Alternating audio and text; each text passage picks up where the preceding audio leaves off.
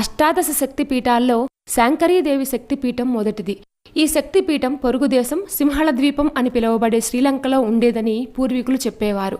శాంకరీదేవిని మహర్షులు వనశంకరి అని కూడా పిలిచేవారు. వనం అంటే నీరు, అడవి అని అర్థం వస్తుంది కాబట్టి శాంకరీదేవి వెలిసిన లంక చుట్టూ నీరు ఉంటుంది. ఏ విధంగా చూసినా వనశాంకరీదేవి లంకా శక్తిపీఠ సంస్థితగానే భావించాలి. రావణాసురుని స్తోత్రాలకు ప్రసన్నమైన పార్వతీదేవి లంకలో అవతరించింది. రావణుని సీతాపహరణ దోషం వల్ల ఆ తల్లి అంతర్ధానమైంది. రావణ సంహారానంతరం తిరిగి లంకలో మహర్షుల చేత ప్రతిష్ఠించబడింది. ఇది ఈ శక్తిపీఠం యొక్క పురాణగాథ.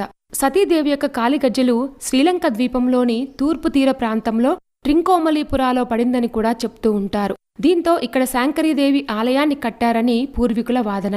కాగా ప్రస్తుత కాలంలో ఈ శక్తిపీఠం శిథిలమైపోయిందని చెప్తూ ఉంటారు. ఆ ప్రాంతంలో ఒకనాడు శక్తిపీఠం ఉంది అనడానికి